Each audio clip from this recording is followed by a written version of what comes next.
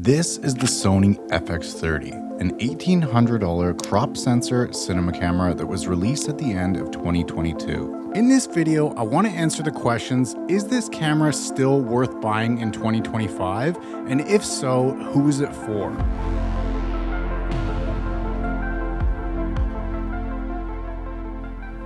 I picked up this camera last month, and after spending a decent amount of time shooting with it over the holiday break, I can confidently say that I think this is the perfect camera for a specific type of creator. For the last 3 years, I've been using the Sony a7 IV as my main video and photo camera, and I think it's an amazing camera. I have no plans of getting rid of it. The video quality out of the a7 IV is spectacular, and if I'm being completely honest, if you already have an a7 IV, it's a hard sell to suggest buying the FX30. With that said, well then why did I buy it? Well, for one, because I'm obsessed with camera gear, but more specifically, lately I've finding myself wanting a camera dedicated entirely to video. I built out an entire little cinema rig with my a6400 last year. It was a cool project, and the a6400 does have surprisingly decent quality for the price point. However, the camera really isn't designed with video first in mind, and so I found it a little painful to use functionally. Switching between photo and video modes, getting your picture profile set up, the menu system, and just functionality that isn't there with the a6400 made it a little painful to use in that way. It's not really a gripe to the a6400, it's a sub $1,000 camera that came out in 2019, so you can't really fault the camera. That being said, it definitely left a lot to be desired, specifically on the video side. Let's talk about who I think the FX30 is for. Since it's a video-first camera, it's designed with video in mind. So if you're a filmmaker, videographer, and you're not really into photography, this is a camera to pay attention to. While the FX30 can take photos, it's not really meant for that.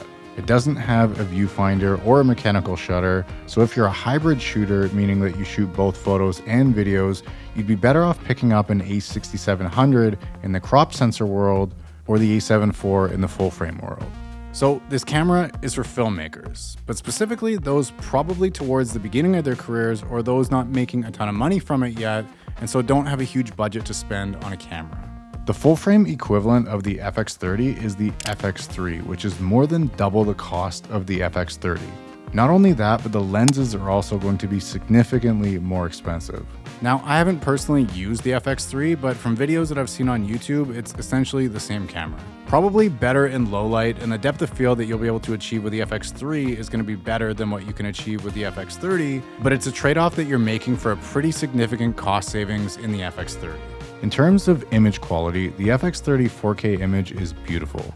I've been using it with the Sirui Nightwalker 24mm lens primarily since I got it, and the combination of a cinema lens and this camera has got me some pretty impressive results. The FX30 shoots in 4K 24, 4K 60, and 4K 120, so you can shoot in slow motion without any compromise in video quality. It's one of the issues that I had with the a6400.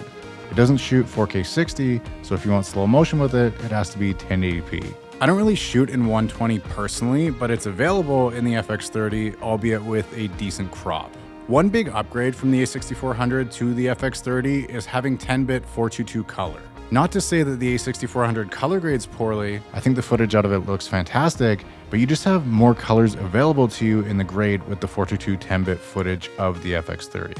Let's get into the design of the camera itself, which to me is one of the selling points of the camera when it comes to shooting video. Starting with the camera body itself, it's designed with video in mind.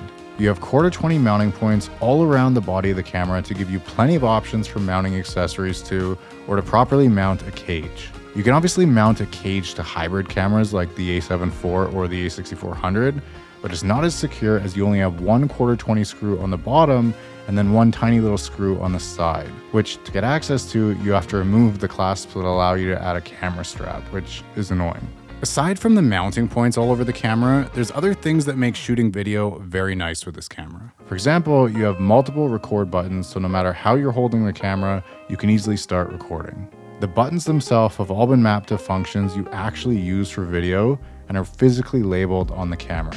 You can always change the functionality of these buttons in the camera settings, but out of the box, they're all pretty thoughtfully designed with video shooters in mind, and I'm pretty sure that I only ended up changing one of them from what they were set to by default. The on-off button is a physical switch, which is atypical for Sony cameras. It's usually built into the shutter button as a toggle switch, but that's because the toggle switch on the shutter button can be used for something pretty useful: clear image zoom. Basically that old zoom in and out switch that you used to have on your old camcorders. If you're old enough to remember that, you have that again. And you can change the zoom speed to zoom in and out faster or slower depending on your preferences. It wasn't really something that I thought was all that handy on paper, but in reality, I use it all the time, especially when I'm using a fixed lens like my 24mm cinema lens that I like to use with this camera. A couple more things to note about the body of the camera itself before we move into the functionality. There's a built-in fan so you don't have to worry about overheating. Although I've never really found that to be an issue on any of my other Sony cameras. I just changed the overheat setting to high, which you all should as well. But I know overheating can be an issue for some, so there you have it.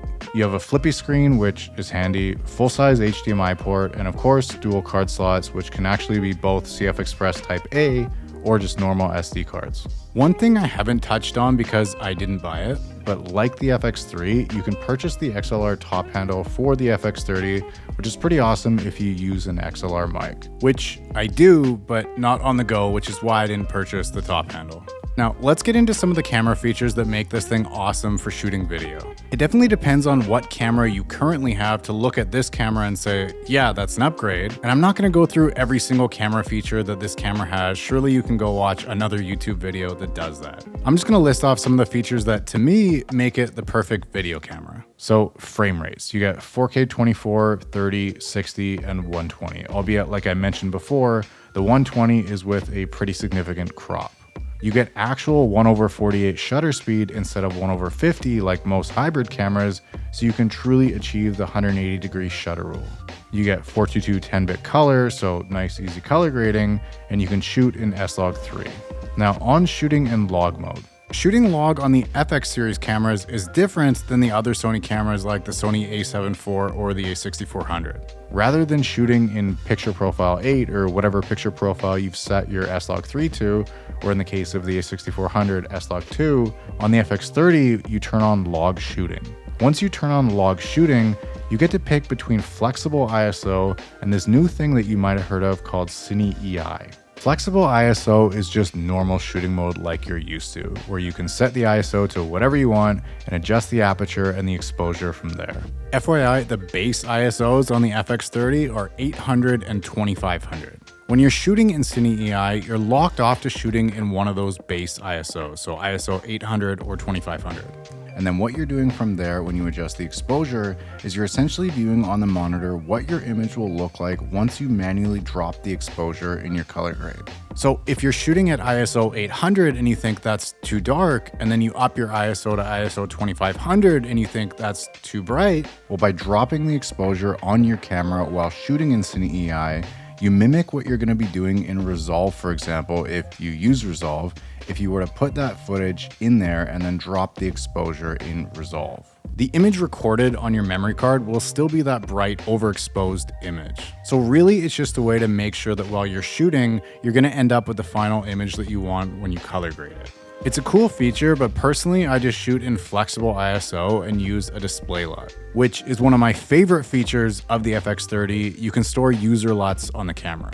Rather than using gamma display assist like you have to do on most other Sony cameras to see your log footage in a Rec 709 looking image, you can store your own LUTs on the camera just like you're able to do on most external monitors. It's actually one of the main reasons why I bought an external monitor last year for my A7 IV, so the fact that the FX30 has that built in is awesome. And in case you were wondering, you can store 16 user LUTs. One other cool feature that I forgot to mention before is the tally lights, the red lights on the record buttons and around the screen when you're recording, which is really handy.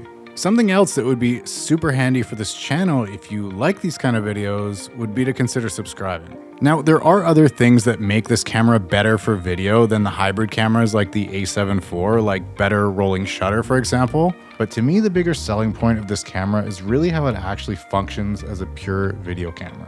You can definitely use other Sony cameras as video cameras, like the a7 IV or the a6700 or the a6400, and the footage would look really good. In fact, probably indistinguishable to most people from the FX30. Again, I want to be clear that the video quality itself is not what separates this camera from others. I love my a7 IV, but after using the FX30 for over a month, I can easily say that it's my preferred video camera, and I'll be using it moving forward for my video projects and these YouTube videos. My a7 IV will still remain my main photo camera and my go-to camera if I can only bring one camera.